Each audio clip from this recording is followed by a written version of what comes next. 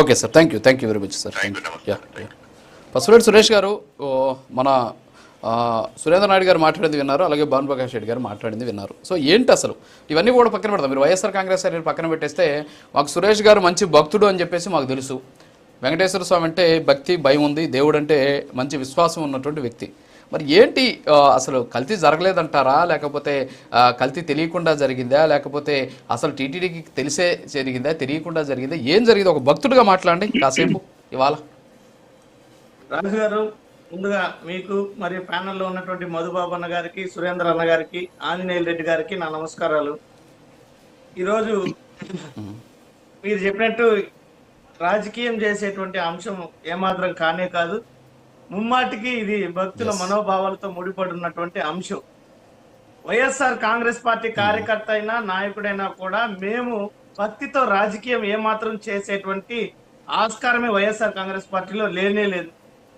ముమ్మాటికి ఈ ఆరోపణలన్నీ కూడా ఖండించదగినవి. ఇక్కడ స్పష్టంగా నేను చెప్పదలుచుకున్నది ఏంటంటే, ఇది కేవలం ఆరోపణ మాత్రమే తప్ప ఎక్కడ కూడా ఆధారాలతో రుజువు చేయబడినటువంటి పరిస్థితి లేనటువంటి ఆరోపణ. ఈరోజు తెలుగుదేశం పార్టీ నాయకులు తెలుగుదేశం పార్టీకి మాకు ఎక్కడ లేని భక్తి ఉంది, ఎక్కడ లేని విశ్వాసం ఉందని మాట్లాడుతున్నారు. నిజంగా మీరు భక్తిభావం కలిగినటువంటి వ్యక్తులైతే ఈ రకంగా భక్తుల విశ్వాసాలను కలుషితం చేసేటువంటి ఆరోపణలు చేస్తారా? ఎక్కడైనా ఆస్కారం ఉందా? లడ్డు ప్రసాదం అంటే నేరుగా శ్రీవారి ఆశీస్సులు అందినట్టే లడ్డు ప్రసాదం అంటే. అలాంటి లడ్డు విషయంలో ఈరోజు కల్తీని చేశారు అనేసి ఆరోపణ చేస్తూ కోట్లాది మంది భక్తులతో ఈరోజు ఈ తెలుగుదేశం పార్టీ ఒక రకంగా చెప్పాలంటే వాళ్ళ మనోభావాలతో ఆడుకుంటుంది. ఇక్కడ మొదటి నుంచి ఆరోపణలు చూడాలి రాజు గారు. నేను ఇక్కడ చాలా చాలా క్లియర్ గా చెప్పగలుగుతా, ఇది కేవలం రాజకీయ ప్రేరేపిత కేసు తప్ప ఎక్కడ కూడా దీంట్లో నిజాలు లేవు. మొదటగా అసలు తెలుగుదేశం పార్టీకి ఇప్పుడు కాదు, మొదటి నుంచి అసలు ఆధ్యాత్మిక భావం అన్నా భక్తి అన్నా ఎక్కడ కూడా మర్యాద లేదు, గౌరవం లేనే లేదు. 2001 తిరుమల ప్రసిద్ధ క్షేత్రంలో 1000 కాల మండపం లాంటి పురాతనమైనటువంటి మండపాన్ని నిర్దాక్షిణ్యంగా కూర్చేసి చారిత్రక ఆనవాళ్ళని లేపేసినటువంటి ఘన చరిత్ర కలిగినటువంటి పార్టీ తెలుగుదేశం పార్టీ. మళ్ళీ వాళ్ళు మాట్లాడితే మేము వినాల్సి వస్తుంది, మా దౌర్భాగ్యం కాకపోతే. ఇక లడ్డూలో కల్తీ జరగలేదు అని ఈవో గారే చెప్పారు. అక్కడికి వచ్చినటువంటి నెయ్యి ట్యాంకర్లను తిప్పి పంపడం జరిగింది అనేసి అన్నారు. అంటే ఈరోజు తిరుమల తిరుపతి దేవస్థానంలో ఒక పటిష్టమైనటువంటి వ్యవస్థ ఉంది. ఏ రకమైనటువంటి నాణ్యత ప్రమాణాలు పాటిస్తుందో ప్రతి ఒక్కరికి తెలుసు.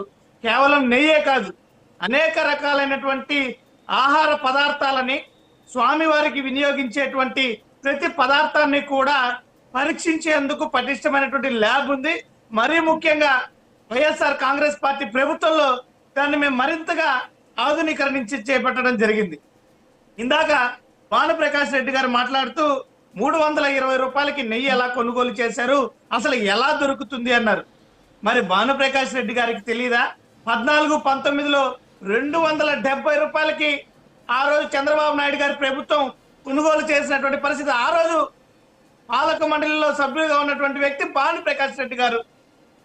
మరి వారికి తెలియదా ఏ రకంగా దొరికిందో? ఆ రోజు టెండర్లలో వైఎస్ఆర్ కాంగ్రెస్ పార్టీ మార్పులు తీసుకొచ్చిందంట. మేము తీసుకొచ్చినటువంటి మార్పులు ఎందుకంటే ఇంకా నాణ్యత ఉండడానికి.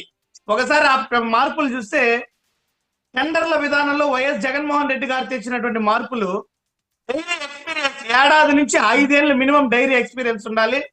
నేషనల్ టెండర్లలో ప్రతిరోజు పాల సేకరణ సామర్థ్యం 4 లక్షల లీటర్లు ఉండాలి. నెలకు కనీసం 360 టన్నుల నెయ్యి ఉత్పత్తి సామర్థ్యం ఉండాలి. గతంలో అయితే ఇది 240 ఉన్నింది. ఏడాదికి టర్నోవర్ 500 కోట్లకు పైగా టర్నోవర్ ఉండాల్సినటువంటి షరతు పెట్టారు. గతంలో 150 కోట్లు మాత్రమే షరతు ఉండేది. ఏడాదికి 5,000 టన్నుల ఉండాలని నిర్దేశించాం. అంటే ఈ షరతులను బట్టి నాణ్యతను పెంచడానికి ఉందా, నాణ్యతను తగ్గించడానికి ఉందా? ఈరోజు దేవస్థానం అధికారులు నెయ్యి ట్యాంకర్లను తిప్పి చాలా సురేష్ గారు ఒకసారి ఆ డాక్యుమెంట్ చూడండి మీరు. సురేష్ గారు